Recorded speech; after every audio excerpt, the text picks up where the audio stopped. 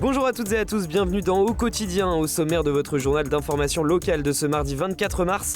Une première mondiale, un pot de rillettes en carton, une nouvelle initiative écologique que nous avons suivie de sa conception à sa commercialisation.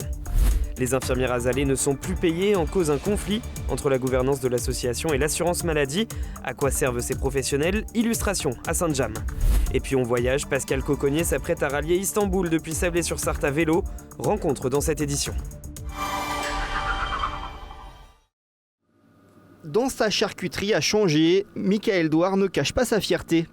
Ici, vous avez le premier pot de rillettes en carton qui existe au monde. Des pots de rillettes 100% sans plastique et qui pourraient bien changer les habitudes. Le pot de rillettes est en vente dans ma boutique depuis ce matin, donc on a discuté pas mal avec les clients. Ils sont tous étonnés de voir du carton parce qu'ils sont tellement habitués au plastique. Et en plus, quand on leur dit que c'est fabriqué par une entreprise de la Sarthe, alors là, ils sont comme moi, aussi contents que moi. Derrière cet emballage inédit, l'entreprise Mouti Cups, basée à Vibray. Et un entrepreneur qui a tout misé sur son idée. On s'est installé en Sarthe rien que pour développer la rillette. J'ai pris beaucoup de risques, avec un peu de souffrance. Aujourd'hui, le fait qu'on arrive, ça nous fait autosatisfaction, si vous voulez.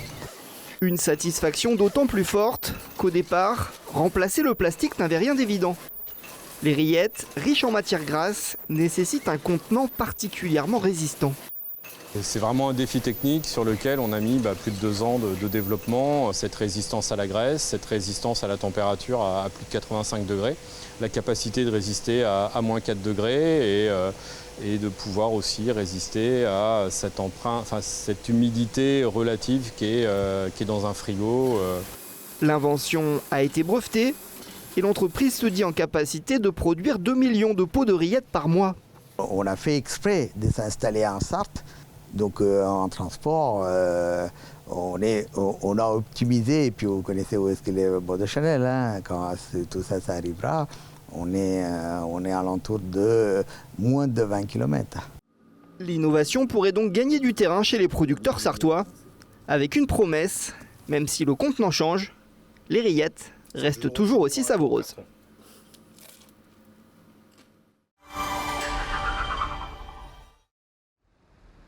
Plus de tramway le soir en semaine à partir de 20h et ce pour 4 semaines à partir du lundi 30 mars. Des bus de remplacement seront mis en place avec une fréquence d'une vingtaine de minutes. En cause, les essais de la nouvelle rame de 44 mètres de long contre 33 aujourd'hui. Cette nouvelle rame devrait entrer en service en juin 2026. Inquiétude dans cette maison médicale de Saint-James-sur-Sarthe et plus généralement en France quant au sort des infirmières et infirmiers azalés.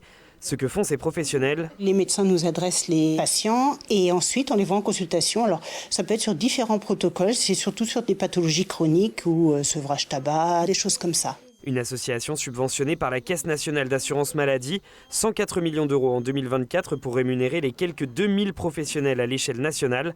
Oui mais voilà, un rapport de l'IGAS de mai 2025, partiellement lisible, pointe des dysfonctionnements dans la gouvernance et dans la gestion de l'association. Depuis décembre, les paiements ont cessé. On a eu un salaire en 2 fois au mois de janvier et là, février, rien. Et mars, là, probablement rien. On attend l'audience au tribunal économique qui a lieu normalement vendredi 27 mars, là, à la fin de la semaine.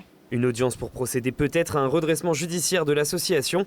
La situation actuelle crée un flou. Aujourd'hui, je ne sais pas si je peux encore adresser les patients avec l'infirmière azalée. J'avais choisi de m'installer ici à Saint-James-sur-Sarthe justement parce qu'on travaillait déjà en collaboration. Je trouvais que ça fluidifiait beaucoup notre travail. Des consultations plus longues qui dégagent du temps aux généralistes et sans ces infirmières. Mon ressenti, c'est de me dire comment je vais faire. Parce que je sais que le médecin traitant ne va pas reprendre ce rôle-là. C'est un désert médical. On n'a plus qu'un médecin ici. Et justement, mes entretiens, elle les transmet à mon médecin traitant. Et j'apprécie ce lien. J'ai arrêté, j'ai plus envie de fumer, j'ai plus la sensation de prendre une cigarette. Ça m'a drôlement bien aidé. L'importance de ce dispositif n'est pas remise en question par l'assurance maladie. On revient un peu aux valeurs pour lesquelles on a choisi le métier d'infirmière. Enfin, pour moi, c'est vraiment ça. On retrouve de l'humanité, on a le temps de s'occuper de nos patients. En Sarthe, 16 infirmières azalées collaborent avec 104 médecins généralistes. Relier Sablé-sur-Sarthe à Istanbul en vélo, c'est le projet fou de Pascal Cocognier. 3800 km à travers la France, la Suisse, l'Italie, la Slovénie ou encore la Croatie. Comme je suis aussi un passionné de train, c'est un parcours que j'ai mis en parallèle avec la ligne de l'Orient Express, à savoir le Simplon Orient Express.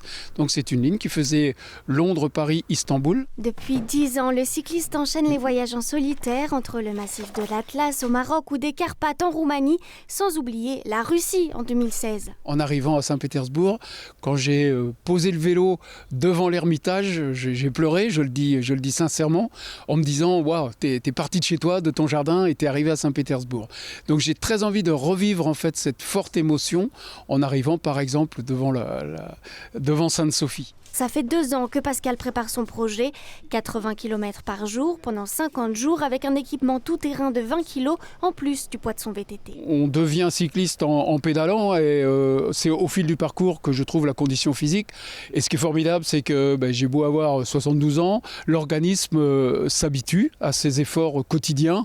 Mon mode de nuit préféré, c'est le bivouac au bord de la route, mais j'aime aussi que des gens m'interpellent. Et voilà, je passe la nuit chez eux et le lendemain, on se quitte et pour la plupart, on ne se reverra jamais. J'aime voyager seul, mais j'adore aussi partager mon voyage. Notamment avec son blog pascalcocoavélo.fr où chaque jour il publie textes et photographies, un site qu'il alimentera dès le dimanche 29 mars, jour du grand départ.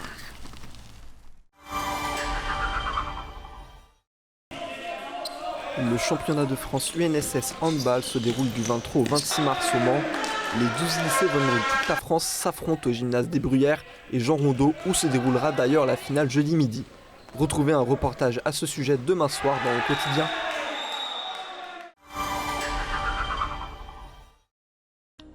Demain matin, le ciel sera couvert. Des pluies orageuses sont attendues à Mamers.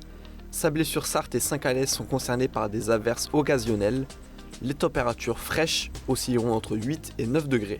En seconde partie de journée, le mercure grimpera peu, entre 8 degrés à Sillé-le-Guillaume et 10 au Mans. Les averses devraient se poursuivre à Mamers. Merci d'avoir suivi votre rendez-vous d'actualité locale. À demain, même heure, même endroit sur LMTV Sarthe.